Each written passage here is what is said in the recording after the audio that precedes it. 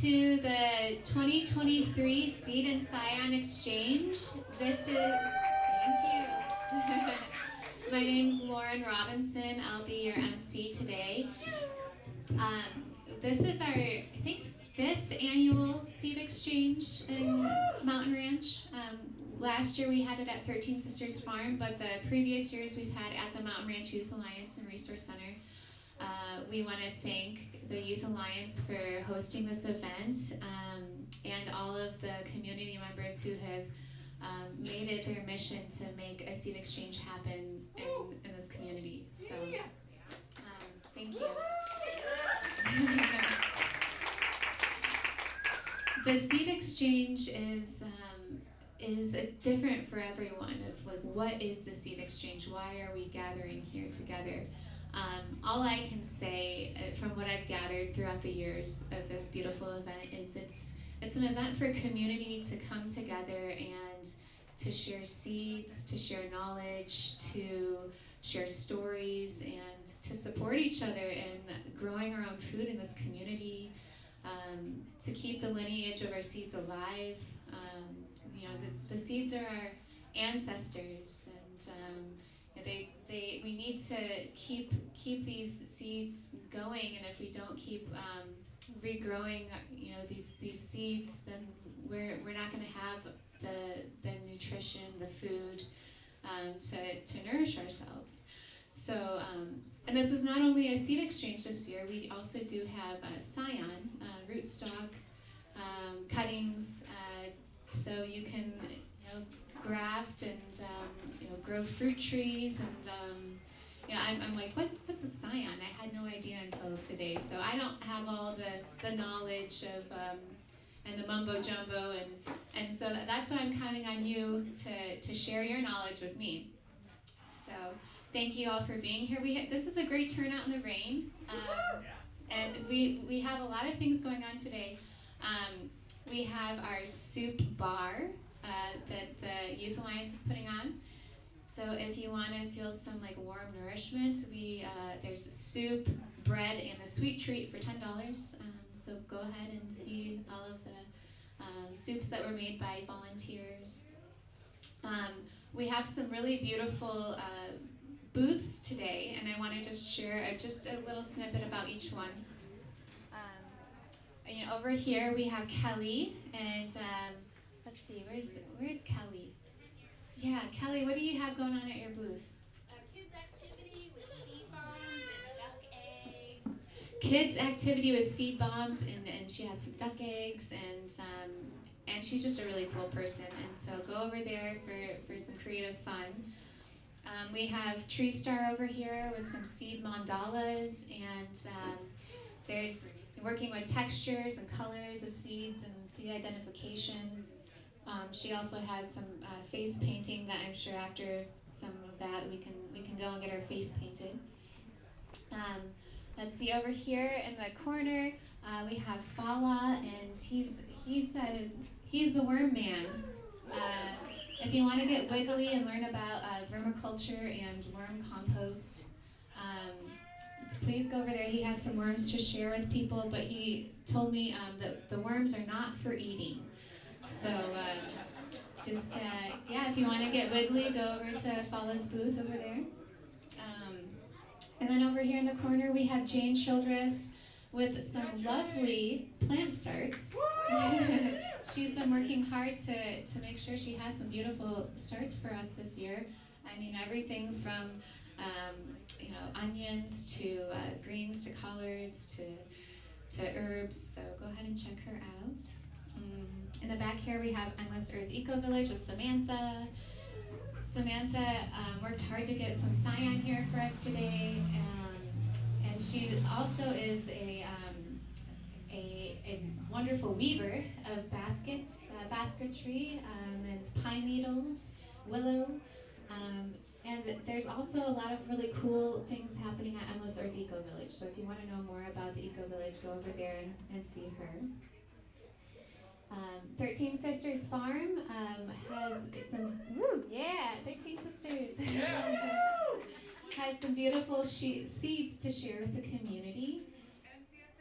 Yeah, I was gonna say that, yeah. And they have a CSA this year, which beautiful homegrown veggies. Please support your local farmer and get to know what you need to do to support them over there. And over here in the corner, Jordan Lowery with Downbacker Farms. Actually, he's right here. Wave, Jordan, wave. He's going to be our first speaker today. He's the permaculture man, also known as the mushroom man. Grows beautiful culinary mushrooms. I've had some of his, so I can you can count on my taste buds to know that they're amazing.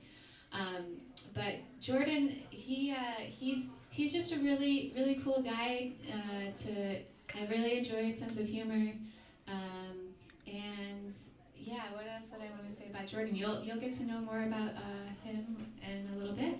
Great. And he has some seeds to share from their garden. So Danbecker Farms. And then we have Keith over here. Keith has some lovely planter boxes and altars and benches from things that he's milled from his own bare hands. And rawr. And he also is doing some discount milling services, and he has some really good deals over there. So go and see Keith for your planter box needs. Okay. And then we have Jess Bird over here, and she's going to be one of our speakers today, also talking about beekeeping. Jess, looks like you have some starts over there as well.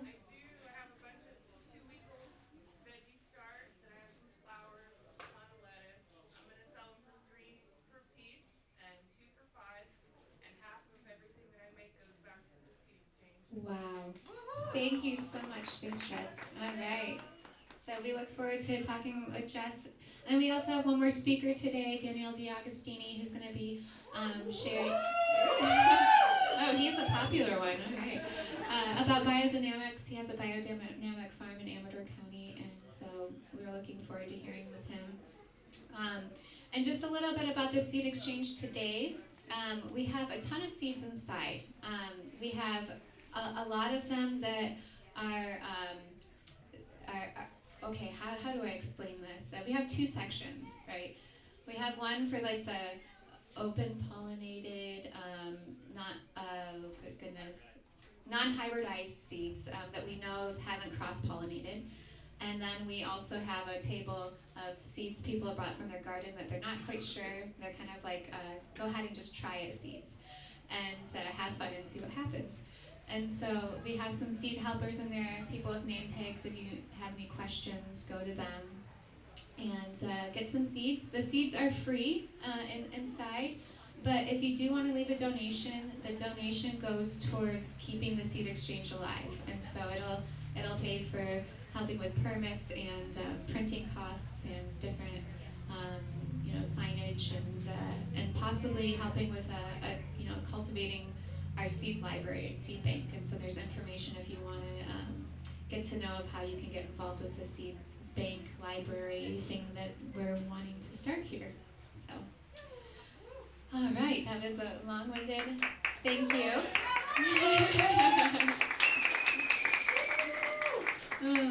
Hello everyone, my name is Jordan. I am over from Sonora. Thank you for inviting me over here to your seed exchange. Today I'm going to be talking about permaculture's effects on the landscape, the farm and garden, and the community. I've been practicing and living permaculture for about 20 years now. I started off in Southern California, mostly wild foraging and wild crafting and doing all kinds of fun things like that. And then I started bringing some of those plants back to my house, and my parents thought I was a little crazy. Little by little, the backyard started getting full of more and more and more plants, and eventually I ended up here in Sonora, and I've been there since about 2008. I run a 2-acre market garden and a gourmet mushroom farm. We do education at the farm and teachings and classes, demonstrations, and a lot of things so that we can educate people how to grow more of their own food, but at the same time rehabilitate the landscape and capture and store water and all the good things like that. we'll start off by talking about the positive effects of permaculture on the landscape. So this year, as we all know, is quite a rainy year. We've gotten quite a bit of water, and generally the landscape doesn't hold as much water as it could have. In the past days, we used to have the beavers and mature oak forests and all the duff in the landscape, which used to hold a lot more water. So we can use permaculture techniques to, what we do, capture and store energy is one of the permaculture principles. So we're using various techniques like swales and terraces and wet meadow ponds and all the little things like this so we can capture and store water. At our farm this year, we've estimated that we've captured about 17 million gallons of water in our landscape. We've gotten about 19 million gallons, so we're at about 80% infiltration, to the point where we're able to dry farm vegetables all summer. We dry farm our tomatoes, we dry farm winter squash, we dry farm corn, because we're able to capture and store this energy into the landscape. So basically, we can rehabilitate the landscape by improving the soil and improving the natural landscape by species and different diversities of the landscapes around you so that we can capture and store water. We're also very keen on building soil, so we're using livestock and wildlife to build soil so that we can capture and store even more water and hold it even longer. Most of the landscapes around us hold only maybe 10 or 15% of the water that hits the landscape. So if we got 100 inches of rain, it would only basically be around 10 or 15 inches of rain equivalent to going into the landscape, which is almost like a desert climate. So we're using all techniques in the landscape, and we're using the natural processes to exponentially infiltrate water, and this is a good year to watch that as an example. But even in dry years, we get more than enough water in this climate. We don't necessarily have a water problem, we have a water management problem. Generally, everyone tries to get water off of their landscape as quick as possible. They're trying to take it out of their houses and trying to get it into the rivers and the canals as quick as they can. They're trying to dump it into the ocean. In doing so, we're taking tons and tons and tons of our soil and our topsoil, and we're eliminating that into our potential, which is making the soil hold even less water, which is making less growth and less potential resources for the livestock and for people and in the general landscape. When we start getting into farms and gardens, we can start to use permaculture techniques like food foresting, which is basically mimicking natural forest in the layers. So we have the canopy layer, the subcanopy, the shrub layer, the herbaceous layer, the ground cover layer, the root layer, and the vining layer. And we're mimicking that in natural gardens. Instead of having an orchard where you just have tree after tree after the same tree, we're using multi-species polycultures of trees interacting with vines, interacting with shrubs, interacting with animals, interacting with the landscape, so that we're getting multiple yields, and we're also creating a higher quality ecosystem for the animals around us. At our farm, we've gotten to the point now where we like to call it the highest level, or one of the higher levels of ecosystems, to where we let all the deer and the gophers and everything live with us, and they actually benefit the system instead of take away from it. So we have about 3 or 4 deer that live in the farm, about 2 acres of garden, and then there's who knows how many gophers. And because of the way we farm and we garden and we're building soil, we like to say in permaculture, don't plant trees, don't plant gardens, but plant ecosystems. Because ecosystems manage themselves, ecosystems fertilize themselves, ecosystems self-control disease and pests. If you just have an apple tree next to an apple tree next to an apple tree for 100 acres, if something happens, it just starts spreading, especially if you have 100 acres of just one variety of apple. Versus if you have an apple tree next to a pecan tree, next to a walnut tree, next to an oak tree, next to a persimmon tree, next to a pear tree, there's a break in species and disease problems. But then there's an interaction with the root layers to where they're trading nutrients and trading phytochemicals to the point where they start to become a little healthier. And healthy animals and healthy plants don't get sick. So you have less disease problems, you have less bug problems, you have less pressures from the outside influences. So we have less weather problems because of the way we design our landscape to capture and store the water. At the farm this year, we've had all that rain, and even still, we've had pretty much zero erosion and zero topsoil loss. Versus when I went down to the valley a couple days ago, and there's an immense amount of soil loss and damage down there. Even just driving around the landscape around here, you can see all kinds of erosion and things like that. So we can use permaculture techniques to slow that down and stop that and improve the landscape. Through this process, we have permaculture is based on 3 ethics. So it's care of people, and that's care of all people at all times, and everything you can do. An easy way we like to say that is at our farm, we like to say that we all just have one job, and that job is to make everyone else's life easier. And everyone else has one job, which is to make everyone else's life easier. And if collectively we all just try and make everyone else's life just a little bit easier, everyone's life will be a little bit easier, we'll have more surplus, and so on. The next principle, or the next ethic, is care of the earth.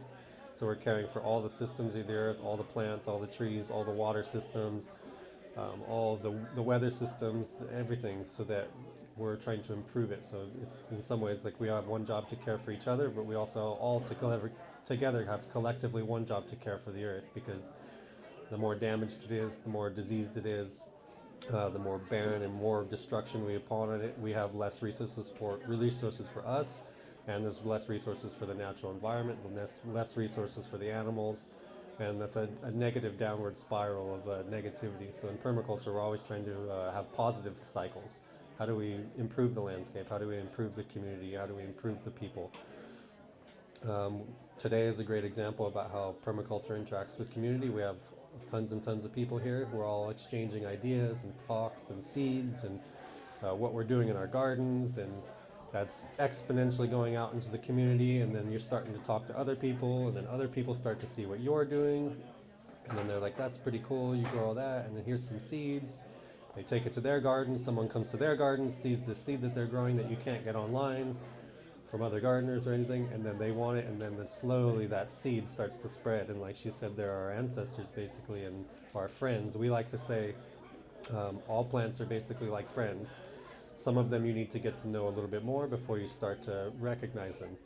As an example, some of the weeds in the garden, people immediately think, oh, that's a horrible, horrible weed, it's annoying, it's doing bad things. But over time, when you start to interact with these plants in a observation way, instead of just a negative, that's doing a bad thing, you can start to figure out how plants can be your friends, and they can give back and you can give to them. So an easy example, one of my favorite plants is stinging nettles. A lot of people don't really like stinging nettles because they sting you. But in reality, it's one of the most nutritious plants on the planet. It has more uses than hemp. It's a perennial, so it doesn't need to be planted every year like hemp. And you can make fiber and clothing and rope and medicine and seeds and all kinds of different things. You can make nettle soup, you can make nettle pasta, you can do all these things from this plant that, from the initial reaction when you get to know it, it's, oh, that's a plant, stung me, I don't like it. But some people you meet for the first time, you might say, oh, I don't really know about this guy. But as you get to know him, you start to know, okay, this guy's pretty cool, he does this, he does that. And then over time, you start to become friends. So we like to think of plants as friends. And over the long term, you start to get to know them, and you start to learn their traits and their characteristics. And then you can start to share them with other people. And then they start to share them with other people. And then these plants start moving through the landscape. And throughout the course of history, plants and seeds have moved from country to country because they were important to those people. It was the way that they grew their food. It was the way that they fed their community. It was the way they healed the landscape. And through these plant interactions, through community interactions, we can strengthen community, and we can build soil, and we can strengthen the ecosystem around us. And through all these interactions, we're slowly doing all these positive cycles. Everything's getting more knowledge and more soil and more diversity. And through permaculture, we can just fully increase this forever. One of the permaculture principles, creativity is the biggest limit to abundance. So if we can't imagine all of us getting together here today and sharing seeds and taking them home and growing them, and then getting another surplus and then returning that surplus to the other people so that they can grow them, and then they can grow a surplus and return those to more people.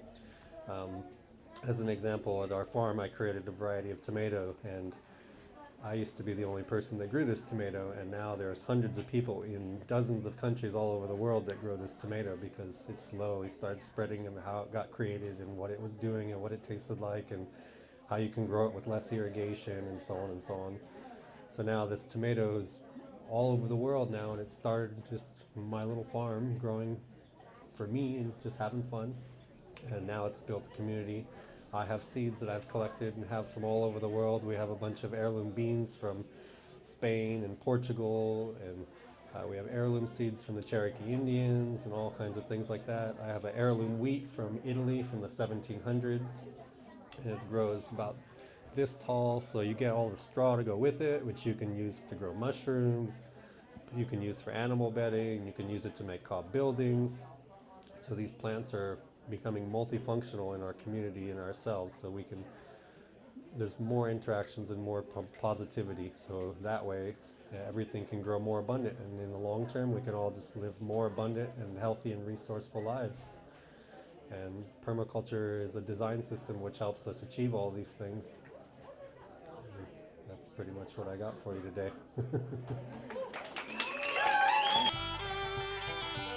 Well, we got a little garden in our backyard, and we eat all summer what we can